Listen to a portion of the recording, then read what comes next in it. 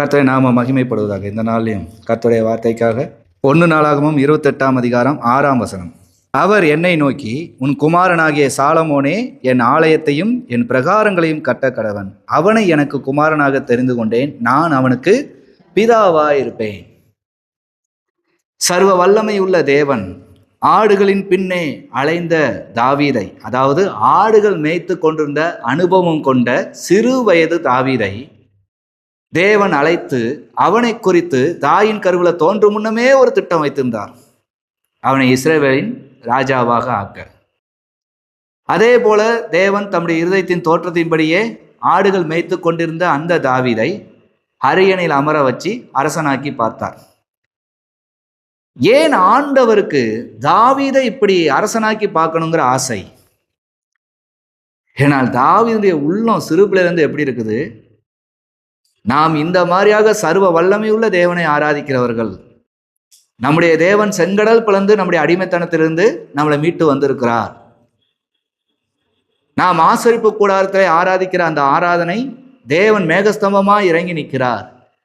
இவ்வளவு பெரிய பரிசுத்தம் உள்ள தேவன் எங்க குடும்பத்தையும் நேசிக்க, என்னையும் நேசிக்க எம்மாத்திரம் என்று அவன் ஒவ்வொரு நாளும் சிந்திக்கிற அந்த சிந்தனை, ஆண்டவர் அவனை அரியணையில் ஏற்றி பார்க்க வேண்டும் என்கிற ஆசை ஏற்றி பார்த்தார். இவைகளெல்லாம் நடந்து இன்னைக்கு நாம் சிந்தித்த வசந்தபடி என்ன பார்க்கிறோம்? ஆண்டவரிடத்துல இவ்வளவு பற்று கொண்ட தாவீதுக்கு நிறைய குமாரர்கள் இருந்தார்கள்.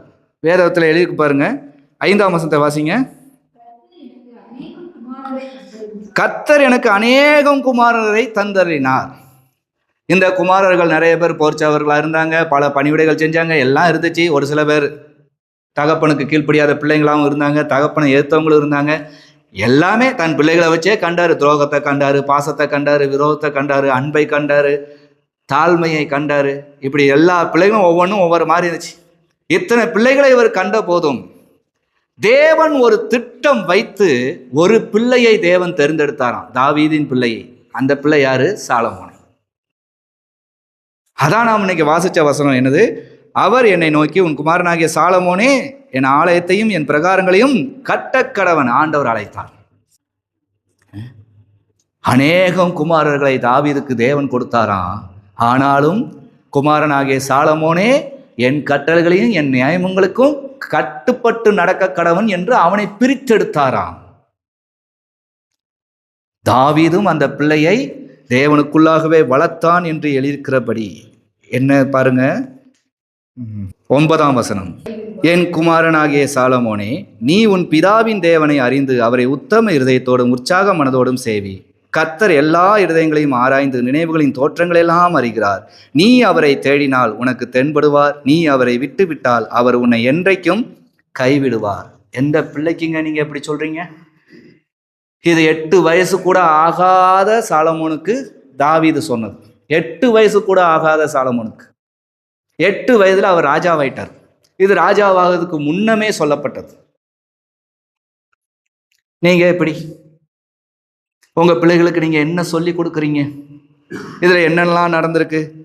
என்ன, நீ உன் பிதாவின் தேவனை அறியணும், அவரை உத்தம இதயத்தோடும் உற்சாக மனதோடும் சேவிக்கணும். அது எப்படிப்பா சேவிக்க அப்படின்னு சாலமோன் தாவீதை பார்த்து கேட்டிருந்தால் தாவீது சொல்லுவார், என்னை பார், நான் எப்படியாக சேவித்து வந்தேன்.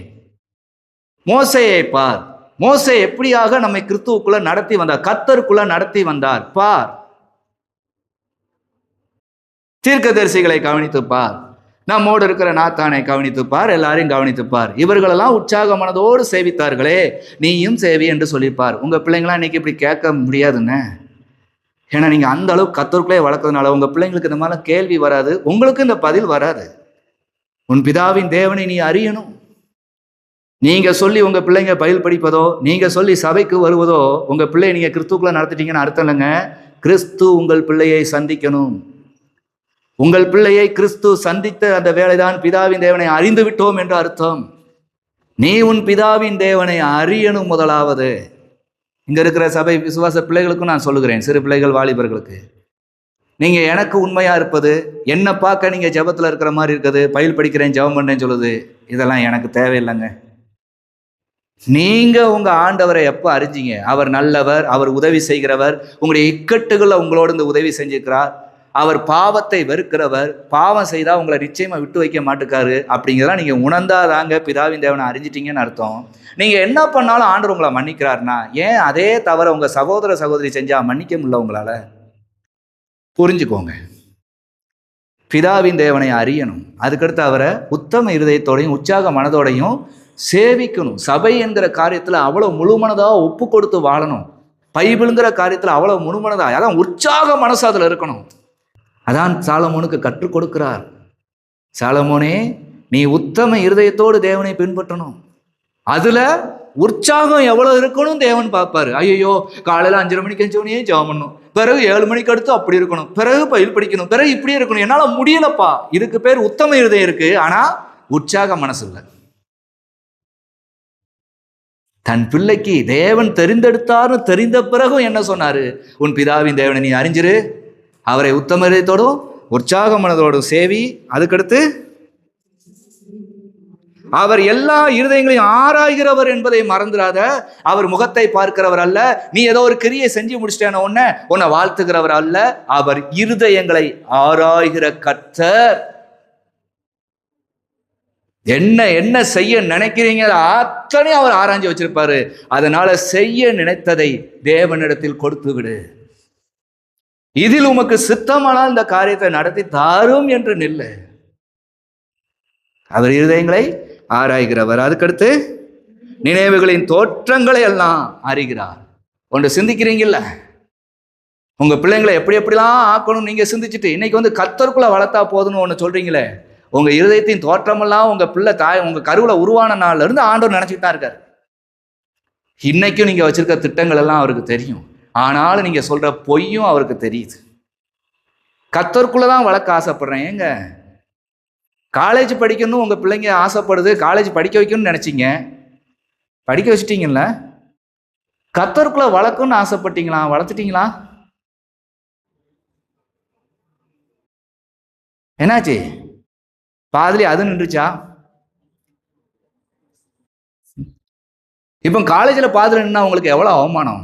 கர்த்தருக்குள்ள பாதில நின்னா அந்த அவமானம் இருக்கா? என் பிள்ளை என்ன வழியோ போறான் விடுங்க, அதை பத்தி என்னன்னு சொல்ற அளவுக்கு வாய் வந்துருச்சுல. உலகத்துல பாதியில படிப்பை நிப்பாட்டிடக்கூடாது, அசிங்கமா இருக்குது.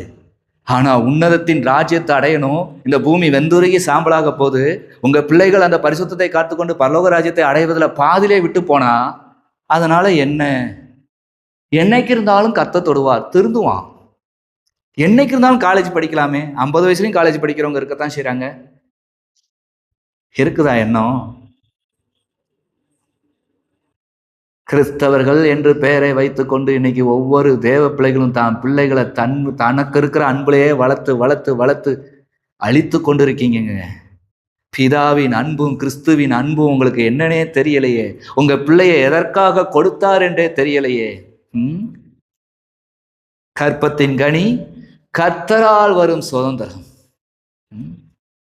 பிள்ளைகள் எல்லாரும் கர்த்தரால் போதிக்கப்பட்டிருப்பார்கள். ஊழியக்காரர் உங்க வீட்டுக்கு வசனம் பேசணும்னு நினைக்கிறீங்க, கர்த்தரால் போதிக்கப்பட நீங்க இடம் கொடுக்கணும் இல்லையா?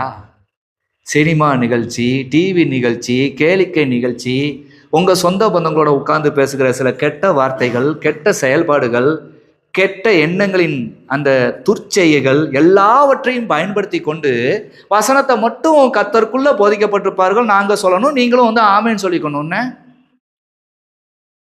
ஏன் கர்த்தருக்குள்ள போதிக்கப்பட வேண்டிய பிள்ளைகள் அல்லவா? நான் தானே வாழ்ந்து காட்டணும். எந்த தாய் தகப்பன் அந்த வீட்டுல வாழ்ந்து காட்டுகிறீங்க உங்க பிள்ளைகளுக்கு என்று? தாவீது வாழ்ந்து காட்டினார். தாவீதுடைய இடர்களோ பிசகளோ மறைச்சு வைக்கல, நேரடியா சொல்லிட்டாரு. கர்த்தர் இப்படி இருந்தாதான் உன்னை இப்படி ஆசீர்வதிப்பார்னு திட்டமா வச்சுட்டாரு.